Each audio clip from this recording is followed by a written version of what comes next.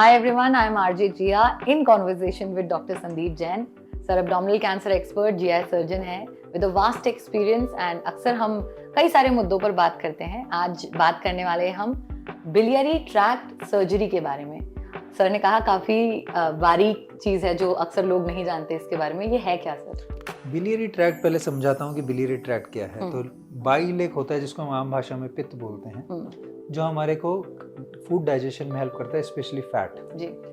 ये लिवर में बनता है और कुछ बहुत पतली पतली डक्ट्स, जिसको हम हिंदी में नालियां बोल सकते हैं, डक्ट्स के जरिए, बहुत पतले ट्यूब्स के जरिए इंटेस्टाइन में आता है. तो जो ये डक्ट्स का सिस्टम है जिनसे लिवर के अंदर से बाइल इकट्ठा करके डक्ट्स और पाइप्स जो हैं वो इंटेस्टाइन तक आते हैं, इस पूरे पाइप को, और उसके साथ गॉल ब्लैडर भी अटैच होता है, पित्त की थैली, इसको हम बिलियरी ट्रैक्ट बोलते हैं. ओके. तो कोई भी बीमारी जब इस बिलियरी ट्रैक्ट में होती है और उसकी अगर ऑपरेशन करना पड़े तो ये बिलियरी ट्रैक्ट सर्जरी होगी. इसमें कुछ खास बीमारियां क्या हैं, जैसे सबसे कॉमन है गॉल ब्लैडर के अंदर स्टोन होना, बाइल डक्ट्स में स्टोन होना. उसके अलावा कुछ कोलिडोकल सिस्ट एक बीमारी होती है जिसमें इसका सूज जाती है डक्ट और उसमें कैंसर होने का रिस्क होता है. और कैंसर ऑफ कोर्स एक बहुत मुख्य बीमारी है इस एरिया की, जिसमें गॉल ब्लैडर का भी और डक्ट का भी हो सकता है. तो ये मुख्य रूप से बीमारियां हैं. तो जैसे अगर नॉर्मल केस है तो उसे रिमूव कर दिया जाता है, but if it is cancer तो क्या वो ऑर्गन रिमूव करना संभव है या और कोई प्रोसीजर होता है? देखो, कैंसर का ये समझ लो आप, अगर कैंसर का ऑपरेशन हम कर रहे हैं तो जिस ऑर्गन में वो कैंसर है, कम वो ऑर्गन और उसके आसपास वाले ऑर्गन्स थोड़े थोड़े हमें हटाने पड़ते हैं. तो वो तो डेफिनेशन है कैंसर सर्जरी की. जिस ऑर्गन में कैंसर है उसको हटाना ही पड़ेगा. कैंसर सिर्फ कैंसर नहीं निकाल सकते ऑर्गन बचा के. अब जो आपने कहा, जैसे बाइल डक्ट, गॉल ब्लैडर में अगर कैंसर हो गया है तो गॉल ब्लैडर के कैंसर में गॉल ब्लैडर, थोड़ा सा लिवर का पार्ट जहाँ गॉल ब्लैडर से चिपका होता है, और कुछ लिम्फ नोड्स हमें निकालने होते हैं. अगर गॉल ब्लैडर का कैंसर डक्ट में आ गया है तो डक्ट को भी साथ में निकालना पड़ता है. अगर गॉल ब्लैडर का कैंसर इंटेस्टाइन में आ गया तो उसको भी साथ में निकालना पड़ता है. सिमिलरली बाइल डक्ट का कैंसर है, अगर ऊपरी हिस्से की बाइल डक्ट के लिवर की तरफ, तो हमें लिवर का आधा हिस्सा निकालना पड़ता है. इसको कोलेंजियोकार्सिनोमा बोलते हैं.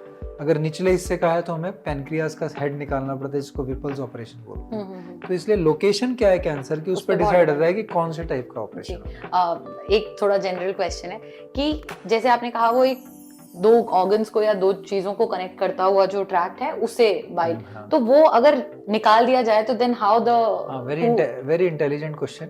तो जैसे हम इसको निकाल देंगे तो हमें अब क्या चाहिए कि लिवर के अंदर बाइल आ रहा है और वो पाइप कट गई आगे, तो हमें नई पाइप बनानी है. तो उसके लिए हम स्मॉल इंटेस्टाइन, जिसको जेजुनम बोलते हैं, उसका एक ग्राफ्ट लेते हैं, उसकी एक लेंथ लेते हैं और उसको लिवर के बचे हुए डक्ट से जोड़ देते हैं. So it's like diverting the traffic, जैसे रोड्स पे हेवी ट्रैफिक में कर दिया जाता है. तो यहाँ पे अगर ऑर्गन खराब है तो उसको दूसरे तरीके से ऑपरेशन, बस पुराना जो पाथ है उसको हटा दिया जी, डाइवर्जन, ताकि जो प्रॉब्लम हो रही थी उससे पेशेंट और ड्रेनेज उसको हमने नई तरीके से आएगा बाइल इंटेस्टाइन में जी. एंड रिकवरी प्रोसेस जो होता है वो सिमिलर लाइक अदर.